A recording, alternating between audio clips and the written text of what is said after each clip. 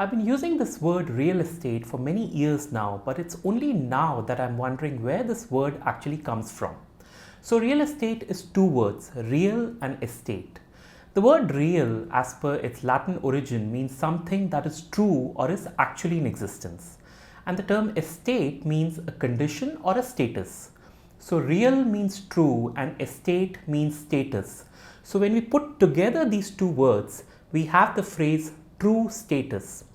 And while it's true that my little impersonation of Robert Langdon has failed miserably, we can't shy away from the fact that land and property has, for many centuries, been symbolic of a person's true financial status. From an investment perspective, there are largely two options available to us. One, we can invest in actual land and actual building, which is both unaffordable and a big hassle for most people. And option two is where we can invest in stocks of listed real estate companies, which come with its own market-related risks. But now there is a third option, which is to invest via real estate investment trusts. So in this video, we shall look closely at the workings of this financial product as we understand how real estate investment trusts work, how have they performed as an asset class, their taxation structure, and of course, should you invest in them? Simply said, a real estate investment trust or REIT is an entity, a trust that owns, operates or finances income generating real estate. As a construct, REITs work a lot like mutual funds wherein multiple investors can pool in their money, which is then given to a professionally managed REIT fund.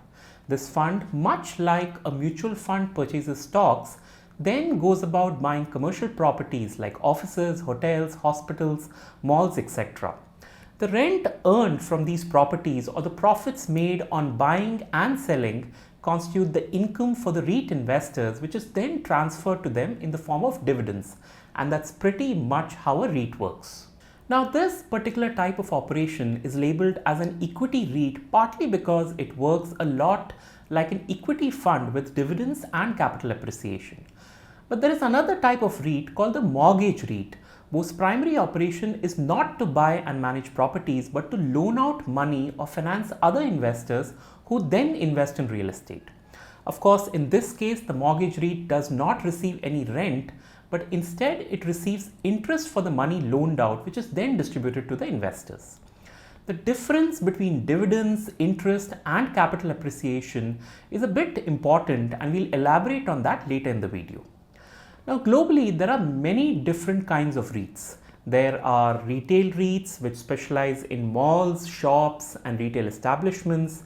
There are residential REITs, office REITs, and even healthcare REITs that are specific to hospitals, retirement homes, and healthcare centers. In numbers, the global REIT market is about $2 trillion in size, with the Asian REITs cornering 14% of that market with a value of $280 billion as of last year.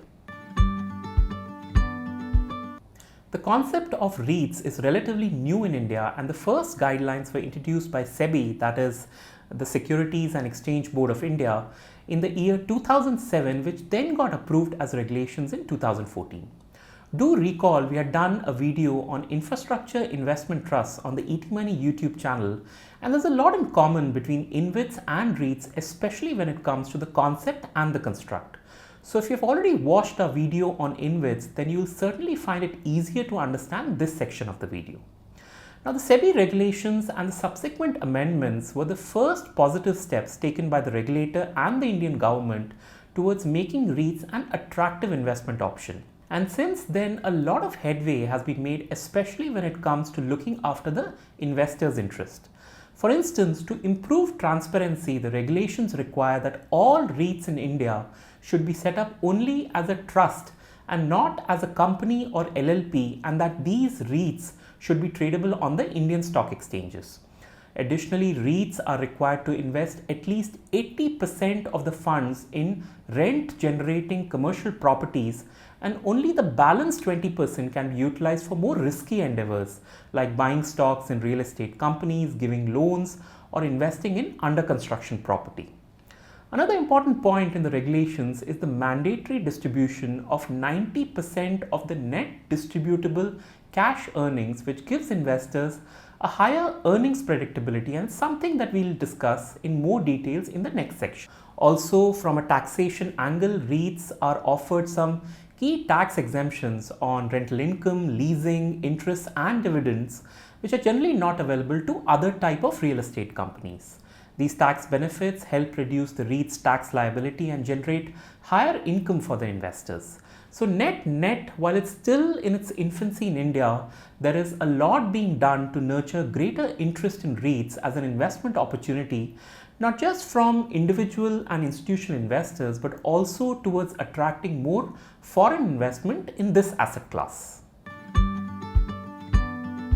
From an investor's point of view, REITs offer two classes of returns. The first one is the distributable returns, which are in the form of dividends, interest and return of capital. And the second way of receiving returns from REITs is via the capital appreciation route, which is the rise or fall in the value of its NAV in the stock markets. Now, the good part is that unlike companies, REITs cannot sit on the cash flows that they earn.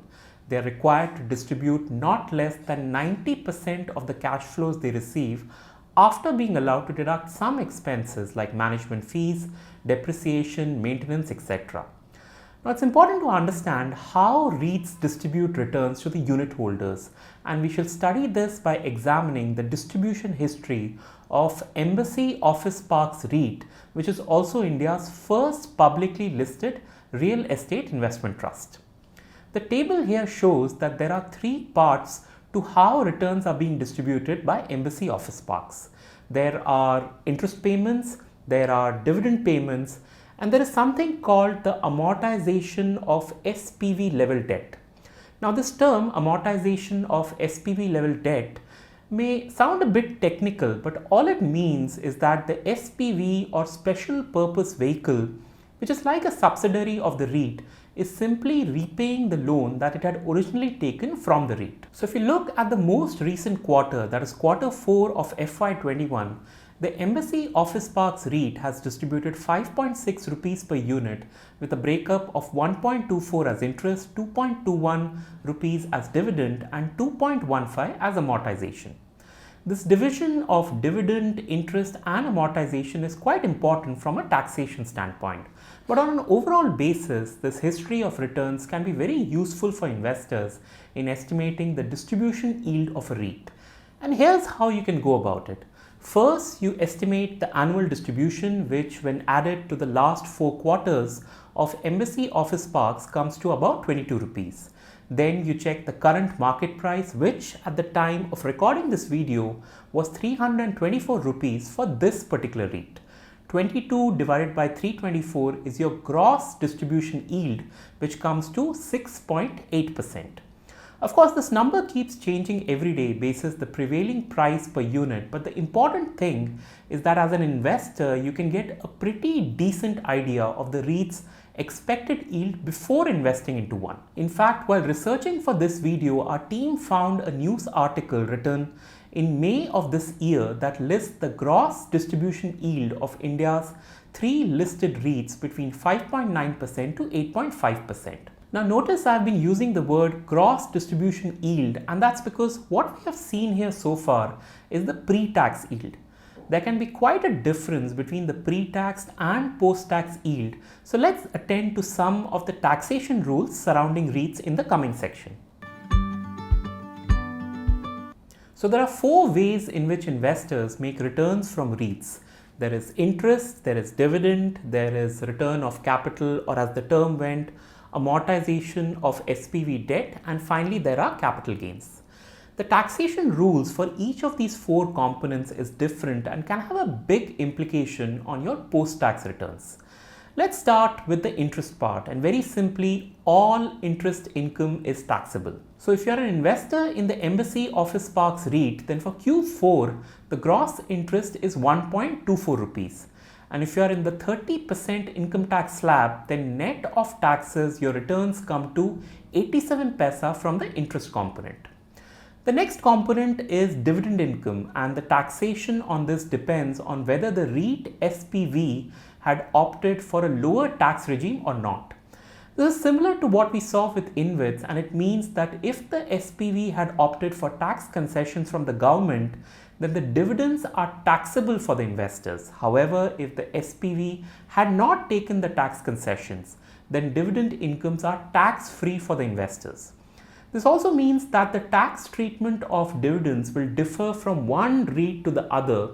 But just to close the loop with regards to the Embassy Office Parks REIT, until the last available data, their SPV had not opted for any tax concessions, and hence all dividends are exempt from taxes in the hands of unit holders. The third component is the amortization of SPV level debt, which is entirely non-taxable, so no tax worries there. Now, if you put all of this together, very specific to the Embassy Office Parks REIT, out of the total of 5.6 rupees per unit in Q4, the interest part, that is 1.24 rupees, is taxable, while the rest, the dividend and the amortization part, is not taxable. The fourth and the final component to understand from a taxation perspective is capital gains. Now, if you have units in a REIT like the ones from Embassy, Mindspace or Brookfield, then your short-term and long-term capital gains are treated exactly like any other equity instrument. That is, profits earned on holdings less than 1 year are short-term capital gains and they are taxed at 15%, and profits on beyond 1 year holdings are long-term and are taxed at 10% in excess of 1 lakh rupees. However, instead of holding units in a REIT, if you have units in an international REIT fund of funds, then different taxation rules apply. In this case, if the holding period is less than 3 years, then it will be deemed as short-term capital gains and will be taxed as per the investor's income tax slab. And if the holdings are beyond 3 years, then it's long-term and is taxed at 20% with indexation benefits. REITs offer many advantages, including regular income generation, a relatively low investing threshold of 50,000 rupees, professional management, capital gains, and most importantly, it allows investors the opportunity to diversify one's investment portfolio. With systematic investments in real estate using REITs, one can look at improving one's asset allocation, which is a wonderful way of reducing portfolio risk while keeping the returns intact. Now, REITs do come with some limitations. For one, the number of REITs in India is limited, and as it stands, there are only 3 publicly listed REITs and 1 mutual fund which offers an international fund of funds scheme.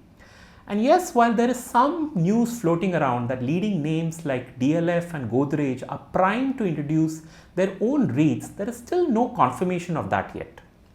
The other thing to look out for is the taxability element on interest earned and in some cases even the dividend portion.